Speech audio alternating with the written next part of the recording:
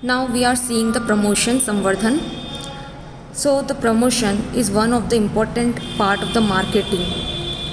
Promotion refers to providing the necessary information about the goods and services of the manufacturer to its potential buyers and to encourage them, motivate them to buy their products. तो संवर्धन जो होता है वो marketing का विपणन का एक बहुत महत्वपूर्ण हिस्सा है।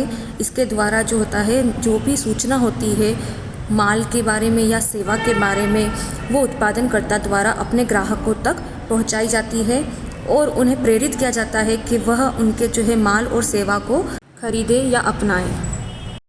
अब हम संवर्धन विधियों को देखेंगे। Now we will see the techniques of promotion. So there are 4 techniques of promotion which are used by the firms mostly. 4 संवर्धन विधियाँ जो ज़्यादातर फर्म्स यूज़ करती हैं उसको हम देखते हैं। तो ये 4 संवर्धन विधियाँ 4 techniques of promotion includes advertisement विज्ञापन, सेल्स प्रमोशन, विक्रय संवर्धन, पर्सनल सेलिंग व्यक्तिगत विक्रय एंड पब्लिसिटी प्रचार। अब इसमें से जो विज्ञापन एडवर्टाइजमेंट है इस पे आप सभी ने प्रोजेक्ट बनाए हैं। आप सभी को जानकारी तो हो गई होगी एडवर्टाइजमेंट क्या होता है, विज्ञापन क्या होता है। अब इस वीडियो में हम जो है विक्रय संवर्धन सेल्स प्रमोशन को देखेंगे, साथ में व्यक्तिगत विक्रय और प्रचार पर्सनल सेलिंग एंड पब्लिसिटी को समझेंगे। Now we will see sales promotion विक्रय संवर्धन। तो विक्रय संवर्धन या विक्रय प्रोत्साहन का आशय ऐसी युक्तियों से हैं या ऐसी विधियों से हैं जो विक्रय में वृद्धि में सहायक होती हैं, लेकिन इसके अंदर विज्ञापन, प्रचार या फिर व्यक्तिगत विक्रय को शामिल नहीं किया जाता। व्यक्तिगत विक्रय, विज्ञापन और प्रचार को छोड़कर जो भी गतिविधियाँ विक्रय को बढ़ाने के लिए की जाती है वे सभी अन्य विधियाँ और तकनीकें विक्रय संवर्धन या सेल्स प्रमोशन में शामिल है। विक्रय संवर्धन की जो भी तकनीकें होती है या जो भी विधियाँ होती है जिसके द्वारा विक्रय को बढ़ाया जाता है वो लघु अवधि की मतलब कम अवधि की होती है। So sales promotion include all the activities that promote the sale or that increase the sale, and these are normally short-term activities or techniques, but it does not include advertising, personal selling or publicity. So any other activity which is designed to increase the sale and that are also short-term, then this type of other activities or the techniques are included in the sales promotion.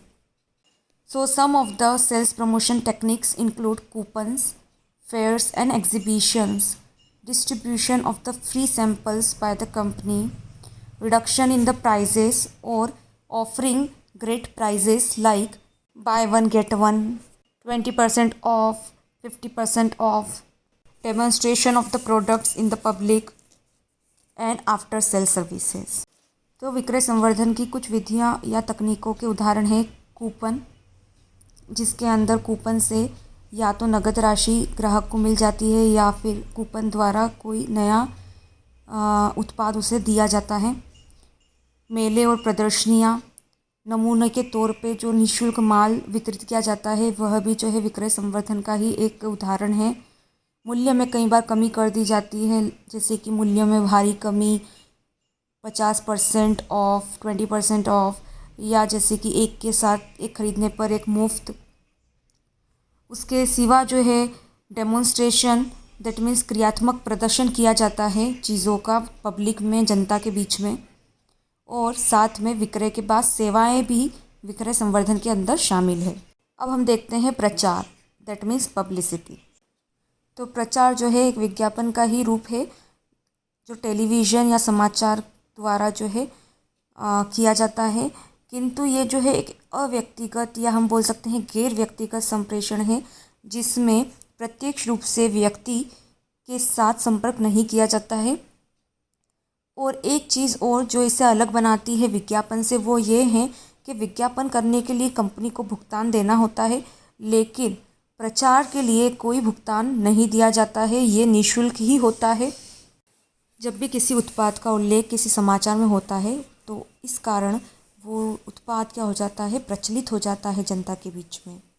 So publicity is similar to advertising, using the same medium as used in the advertisements, but it is a non-personal form of communication. That means there is no personal contact in this form of communication or in this form of promotion.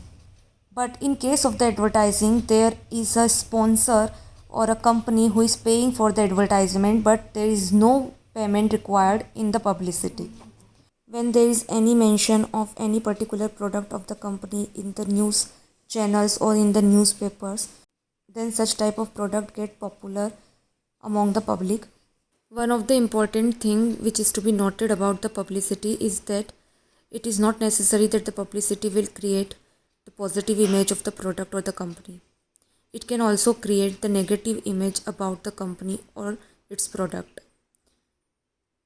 तो प्रचार, इसके बारे में एक चीज़ जो आपको ध्यान रखना है वो ये है कि ज़रूरी नहीं होता है कि प्रचार जो है उत्पाद या कंपनी के बारे में अच्छी छवि जो है जनता के बीच में दिखाए, बल्कि ऐसा भी हो सकता है कि एक गलत छवि या फिर एक ऐसी छवि जो कंपनी को हानि पहुंचा सकती है वो जनता के बीच में दिखाए।